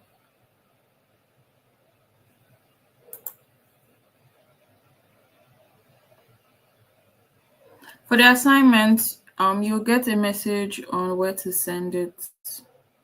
So don't worry about that. So now I just want to guide you on, I just want to do like a low-key beginner's guide to Figma basically, okay, based on the class we had yesterday. So I'll try to run through all the parts and then maybe we'll try to replicate this existing screen. This is a mobile screen. It's one of the splash screens for a login flow, so or onboarding flow. So we'll just try to replicate it using simple things. I didn't design this, I found this on Figma community, so we'll just try to replicate it, okay. And we'll also use it to just know, okay, how does a button work, how can we use plugins and things like that. So yeah, okay, so first of all, before I come here, this is Figma. We have the logo that shows us other settings that could or could not be needed. We have this toggle to like hide or view the settings part. We have our pages. You want to add a page. I might run through this a bit fast because I want us to maximize the time. So don't worry, you can always come back to watch the video and just bear with me, okay? So if you want to create a page, just like I said, it's like a book. So we have the design screen. Let's say we have like so many of these and they're like so many. If I come to this page, is blank, and then I can come here, I can copy, I can paste, and then maybe I can call this maybe archive. So maybe designs I don't need anymore can be here, or I can call this mobile view, and I can call this, mobile view, and I can call this web view. As simple as that. And then the limit is 5, but if you have a paid version, you can have more than, so the limit is 3. If you have a paid version, you can have more than 3 and stuff like that. So then we have your layers. So what are layers? Okay, I'll still use that to explain how to layout. So what are layers? Layers are a frame. This is what we call a frame. This is also a frame. This is also a frame. So frames are like things used to organize things in Figma. If you want to create a frame, remember our bottom nav. So let's just have a low-key refresher. We have our left, we have our canvas, this entire space canvas. This left is for like looking at your pages, your assets, your pages, your assets. You can search, you can look at your layers, you can look at your layers in more detail. Your layers are just different parts of what is in a frame. And then if you create another frame, I can name this frame maybe splash screen 1. Or let's say home, for example. And then I can name this about us. I'm just using this as an example. So you are like, oh, I want to edit something in about us. I'll just come here, about us layer, and then I can edit anything I want. See how it's highlighted? I hope you can see it. See how it's highlighted? Okay. And if I want to edit anything in home, I just go to home, and then I can touch anything. Same way, I can just come here directly and click. Okay. So that's how layers are. Whatever you add here appears in your layer, even if it's outside a frame. Whatever I add appears here. So this is the rectangle I drew, and I can name it maybe gray square. Okay, beautiful. So that's for the left panel. So for the bottom, there is the old Figma. I think, let me see. Oh, there's even another new one because Figma had his updates, I think, yeah, like 2 days ago. They had their config. So that's where they upload new updates on Figma and stuff like that. But there was the old platform, which is not needed because now there's a newer platform or whatever. But this like the defaults basically, and you can toggle between. So just start with this. Since your first time, I'll just get used to this view. Some people are used to the previous one that had a different arrangement but similar functions. So here at the bottom you have your move tool, you have your hand tool, and just to add, when you're using Figma, definitely you learn different tricks with the keyboard, like Control C, Control V, default things like that. Control C is copy, Control V is paste. You learn things like, okay, if I press the space bar, I can drag, just to speed up your design process. You learn the shortcuts, and if you're not sure of shortcuts, you can, I think you press Control K. Yeah. Yes, you get to see all your shortcuts here. Just press Control K, and then you can see, oh, Shift R is for show rulers. Like, you can just see a list of shortcuts basically. And then you can still go online and check for more shortcut tips. There's so many videos on YouTube to check tips and tricks on Figma. But now you don't know the shortcuts, that is fine. You can just go directly to them. Don't worry, you're just starting out and it's fine. And then the good thing about Figma is for everything you see, you get to see the equivalent. So for move tool is V. So now let's say I'm in hand tool. So let me just click here. If I click on V, it changes to move tool. And these are icons representing what I'm using. So as you click on them, you see the letters that represent them. So over time, we can just use the shortcut instead of typing and stuff like that, instead of going all the way to click on it. So we have the move tool, we have the hand tool, we have the scale. Okay, scale is amazing. So let me just show you how scale works. When you're scaling, you want it to enlarge the right way. Let me just make everything white. Okay, you want it to enlarge the right way. So see, I'm not clicking on scale. See how it's enlarging? The frame is just moving wrong. But when I click on scale, see how it enlarges? Everything moves together. So that's what scale does. The hand tool is so that I can move around the canvas, and then the move tool is so that I can move things around. Okay. So then I just click on Control Z to get here, which is also undo. You can also right click or come here. I think the long process is around here, edit, undo, which I mean is stressful. So then you now have your frames. So now this is what I was talking about, that depending on what you want to create, everything is here. So you have your phone, your tablet, your desktop, your presentation, watch, paper, like social media. Some people use Figma for graphic design. So you can even see social media sizes here. You can get in different frames for different things. Sure. So let's say, okay, now let's use this as an example. Remember, a frame is not just for the size, but it can be used. A frame is just for managing things. When we get to prototype, I'll still show you how all of those things work. See, like this is a frame. I can name this as inner page. So this is a frame. The same way, now if I click on frame, let's go to phone. Let's see iPhone. Which one is the normal phone now? Okay, like iPhone 13 and iPhone 14. This is the actual size of an iPhone 13 or iPhone 14. And then let me increase this so that it's around the same size.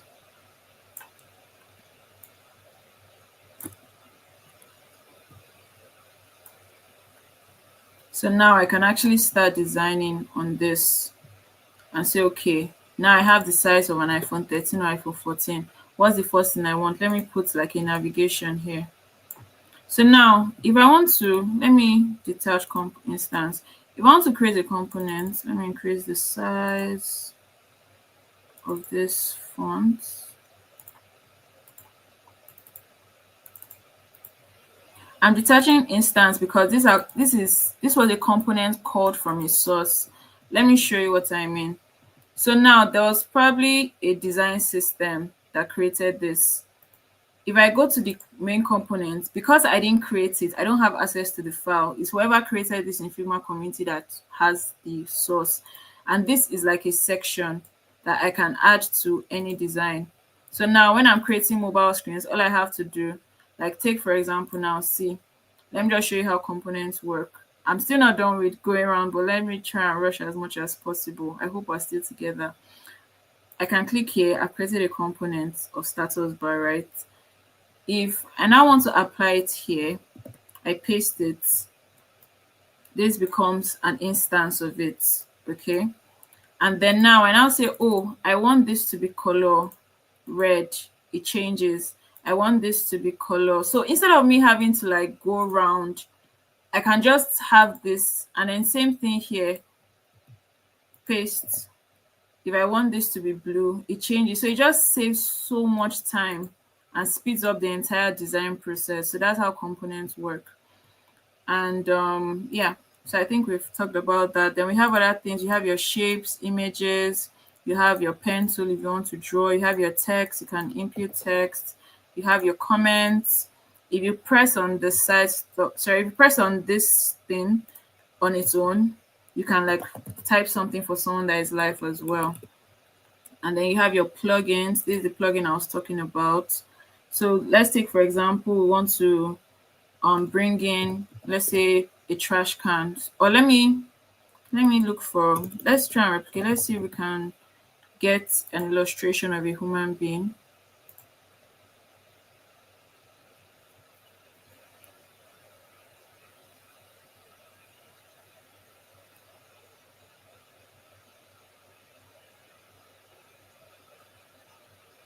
Okay.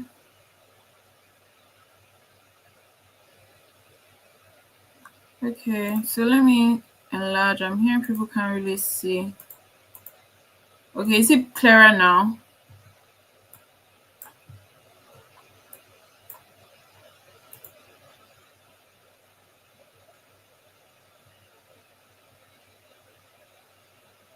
Okay, so how did I get here? Let's even go all the way back.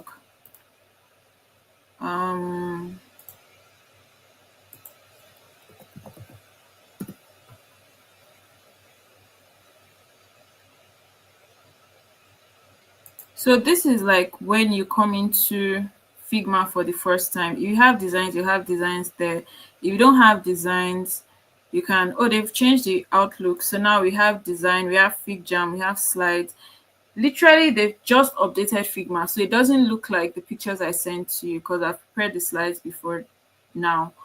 But then it's still the same format. On your top right, you get things. So they've added Figma Buzz and Figma Sites, which is like a beta, is coming soon. I think Buzz was just released, but before we had design, FigJam, and slides. So that's what we're familiar with. So what I went into was the Figma design. Here we have different teams and different things like that. You can choose a team, you can check your community, you can change theme. Okay, let me change to light mode because a lot of people they can't see. This is so bright. Yeah. So you can go to Figma community. You just click on your name here. I don't have anything in my Figma community. You can search, okay, maybe a login screen to just see, get inspiration, see people's existing designs. It was from one of these I selected that I'm using for the class as a sample. Okay, so let's go back. So this is where we are. This is what I'm using to teach the class. Okay, so that's how we got here. Are we together now?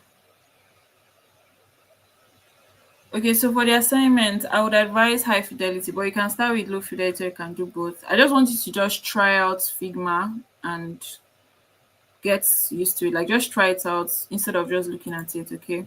So now we're back to here. So let me share this tab instead. Let me cancel here. Okay, now because I'm open on two sides, you can see my mouse. Did you see before it disappeared? That's like kind of how when two people, another person is online, you literally see them working around and moving. Let me show you, since that was sharing. You see if I move this here, you can see, okay, whoever, or maybe Damila or Shikemi move this here, Shikemi did this. So you're seeing what I'm doing. The same way you can still be editing whatever you're editing without even disturbing. You just see me moving around. That's how it works. Okay, and then you even see what I select and stuff. So let's continue. So now for the image here, let's use this one, just something simple. I can bring this here, reduce the size. And then for the text, I can see, okay, what did they use? She used Poppins. And this is how you know fonts without, I'm so proud of myself. But yeah, you can use font on Poppins. So for text, you can just come here, write, know your, okay, know before you meet.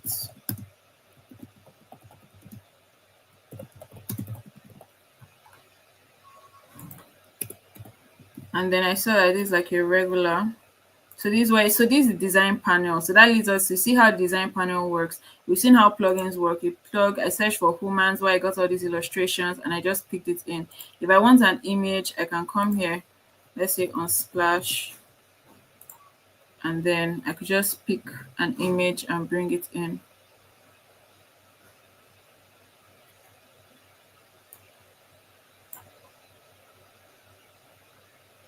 Beautiful. So I could bring it in, I could bring it into a frame, things like that. So yeah. So that brings us to our design panel. Design panel, if you create slides, styles, they'll be here. You can create all the styles. Remember from our design system, this kind of where you define it. You can export something in different formats. You can have variables for like, if maybe this has a variable, you can just like have a different version of it, things like that. Then you have your prototype. Prototyping is for linking. So let me just show you how prototype works. You literally just go to prototype. You see people that are working on it. This where I was saying you can collaboration. So you can either say, okay, let's quickly hop on a video call or spotlight me and follow me wherever I'm going. Okay. Then you can share, you can present. Present to just take you to like the playing of it on a mobile view. So let's see. Let me put this on an iPhone 13 or 14. Where did I see that before? Okay, let's use an iPhone 14. So that's for presentation. So that's so prototype. Let me just do on click, on tap, let it go to this page. So this page, if I present it,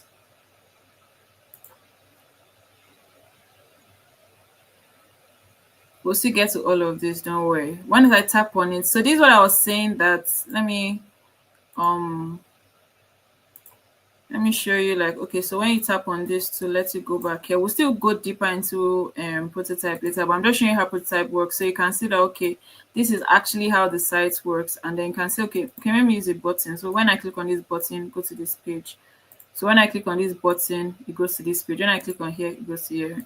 So it just shows your stakeholders, okay, this is how the application works. So they can click through. There's no code, but they can see how it works, basically. So there's no code, but you can see how it works, basically. So click, it comes here, click, it comes here, click, it comes here, click, it comes here. And then it's a big application. They can walk through, people can test it. They can say, oh, I didn't see, oh, I saw. So that's for that. So this class is coming to a close, but yeah, so I think I've run through. So prototype design, you get to see so many things in design. Is your alignment. So let's look at this. So if I want to left align, I'll just left align. Because this is an auto layout, even if I left align, nothing happens. So I'm going to ungroup so that I can see in more detail. Let me ungroup this too. So if I left align all of this, see how it would be. If I center align, if I right align, if I top align, if I bottom align, if I middle align, that's how it is. So let's go back. So now let's say auto layout. Now I want it to be a bit more organized. So I could group these two together. Auto layout is Shift A, or you can just add auto layout. I want it to be center aligned. So that's me setting it to be center aligned. The spacing in between, I can say, okay, 20 or 24, depending, but we can use 20. Now this is still not aligned, so I can say, okay, let's align this 3, and then you see how it's just snapped. Then now, if you're saying, okay, what's grouping? Grouping is this two. I'm grouping it. If I do auto layout for this, it would, oh, they have improved. It would might not have come out this good. Maybe it would be like down or left or whatever, but that's conversation for another day. But now, so the best thing about auto layout I really love is this. If I delete this, it automatically just snaps. Did you see that? If I delete this, it goes up. So like, let's say this is 2 now. Let me show you. I don't have to start shifting it. Like, let's remove the auto layout. If I delete this now, I have to start selecting and arranging and be like, oh yeah, go up. But with auto layout, it just snaps. Like, just saves so much time. And then if I delete this, it just arranges. So that's another beauty thing about auto layout. So I think I've run through it to the best of my knowledge. So before, how can I undo? Just Control Z. So when we dive deeper, we'll learn more. So the assignment is go on YouTube, watch a video on how to create a login screen, and just practice. There's no there's no score for this assignment. It's just for you to practice Figma. You'll still talk about wireframe. We'll still talk about low fidelity wireframe, high fidelity wireframe. So before we get to all of that, I just want you to just walk around Figma, try all the settings, look at everything. We've looked about at colors. This is how you can change colors. These are those hue and saturation stuff that will give you different shades, different opacity, different colors.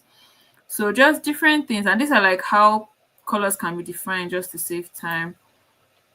Then yeah, basically that. Just play around on Figma. Use the assignment to play around to test things. These are the guides I was talking about. So let me change this color so that I can see it.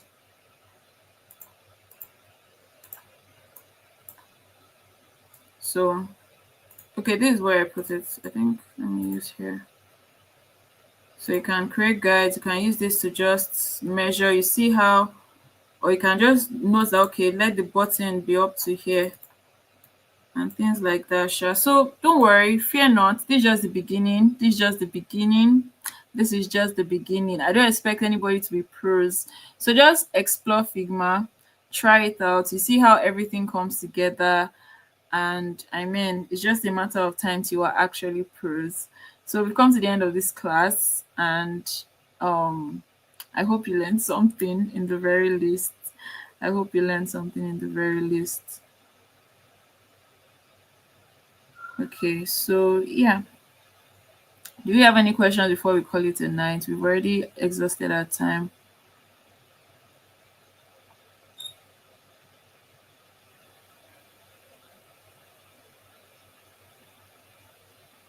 Figma is not complex, I assure you. The plugin I use for the illustration is called Humans for Figma. Let me just show you. So right click plugins. You can also right click to get plugins. Humans for Figma. That was the plugin I used. Or you can come here. These are some of my favorite plugins here. So I use a lot of these. Although it's been a while, but yeah, I use a number of these. All right, so okay, I won't be teaching you guys next week, but I'm sure our facilitators would explain better than I have as we dive deeper into UI UX learning. So thank you all so much. I wish you all the same. I'll see you guys in the next one. So this is why I say goodbye. Have a great night. God bless you, and wishing you the very best. Good night.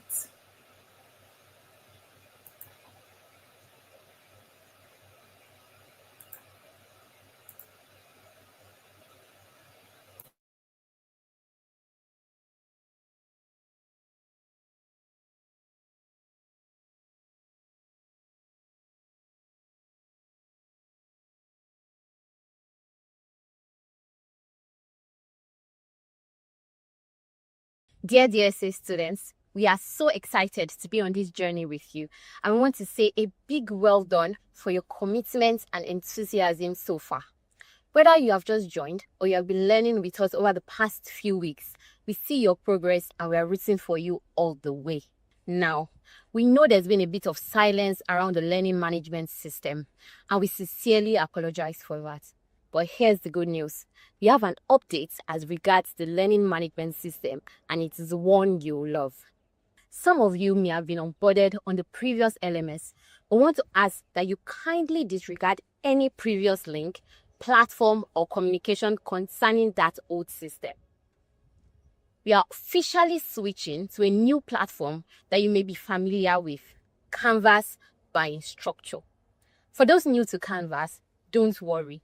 A video tutorial will be uploaded to guide you step by step on how to use the platform effectively on our YouTube channel. You will also receive an onboarding email directly from Canvas by Instructure to help you get started. Please follow the instructions in the email and input your details to begin your learning journey on the platform.